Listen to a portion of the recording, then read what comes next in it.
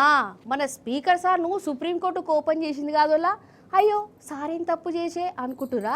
అయితే బీఆర్ఎస్ నుంచి 10 మంది ఎమ్మెల్యేలు షెయి పార్టీలకు పోయారు కదా, మరి ఒక పార్టీ గుర్తు మీద గెలిచి ఇంకో పార్టీలకు పోడు తప్పే కదా. మరి గట్ల తప్పు చేసిన వాళ్ళ మీద ఏదో ఒక నిర్ణయం తీసుకోవాలి కదా. సుప్రీంకోర్టు 3 నెలలు టైం ఇచ్చింది స్పీకర్ సార్కు. 3 నెలలు కూడా ఒడిచిపోయాయి, ఏదో ఒక నిర్ణయం కూడా తీసుకోలే. అందుకే గరం అవుతుందట. భారీ ముచ్చటగా పూర గాడుచుకున్నాం కానీ ఆవోలా స్పీకర్ సార్ మీద మన సుప్రీంకోర్టు కోపానికి వచ్చిందటగానోలా. అసలు నన్ను అడిగితే ఒక స్పీకర్ సార్ మీద కోర్టు గిట్ల గరమగుడు ఫస్ట్ సార్ అనుకుంటా ఈ 10-20 ఏండ్లల్లా. ఎందుకు గరమైందో మీకు కూడా ఎరికై ఉండాలి. అసలు ఈ కేసు ఏందో మళ్ళా చెప్తా మీకు. రాష్ట్రంలో షెయి పార్టీ అధికారంలోకి రాగానే బీఆర్ఎస్ పార్టీ తరఫున పోటీ చేసిన వాళ్ళ 10 మంది ఎమ్మెల్యేలు ఆ పార్టీలకు పోయారు కదా, కండువలు కప్పుకున్నారు. రేవంత్ సార్తోని చేతులు కలిపిరు. ఒక రకంగా చెప్పాలంటే గెలిచిన పార్టీకి వెన్నుపోటు ఒడిసిర్రు అన్నట్టే. మేమేడ షెయి పార్టీల షరీకైనాం, బీఆర్ఎస్ లోనే ఉన్నాం అని చెప్పుకుంటూ పోయిరు. మరి బీఆర్ఎస్ లోనే ఉంటే బీఆర్ఎస్ పార్టీ ఆఫీసులకు రావాలి కదా. బీఆర్ఎస్ పార్టీ ఎన్నో ఆందోళనలు చేసింది, వాటిలలో పాల్గొంచుకోవాలి కదా కథగాని. ఇక వీళ్ళ మీద బీఆర్ఎస్ పార్టీ పోరాటం చేసింది. పోయినేడాది స్పీకర్ సార్కు ఫిర్యాదు చేసింది.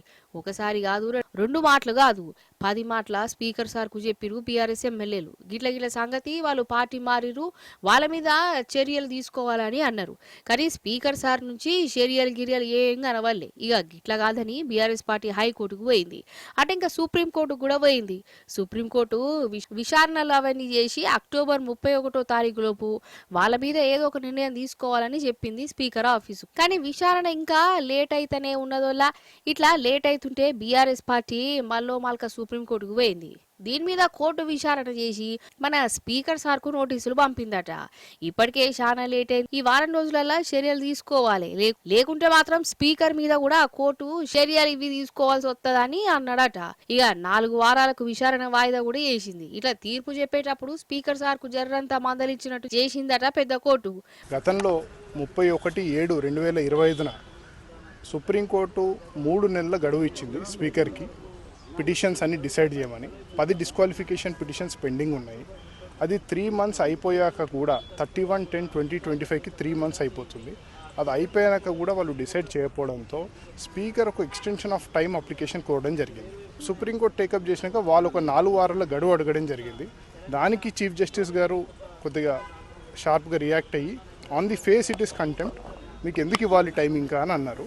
దానికి వాళ్ళు 4 వారాలు ఇస్తే మేము అన్నీ కంప్లీట్ చేస్తామని చెప్పడం జరిగింది. కానీ దానికి chief justice of India notice ఇచ్చి కంటెంప్ట్ పిటిషన్లో యాజ్ వెల్ యాజ్ రిట్ పిటిషన్లో నోటీస్ ఇచ్చి వారం లోపల మీరు డిసైడ్ చెయ్యండి అని స్పెసిఫిక్గా చెప్పడం జరిగింది.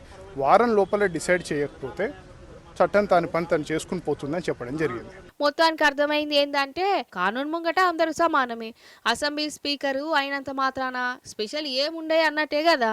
ఇంకేంది, ఇంకొక వారమే ఉన్నది టైము. సుప్రీంకోర్టు ఆర్డర్ చేసిన ప్రకారం ఈ వారంలోనే 600 అయినా 100 116 అయినా ఈ పార్టీ మారిన ఎమ్మెల్యేల మీద ఏదో ఒక నిర్ణయం తీసుకునే ఉంటుంది, అంతే కదా.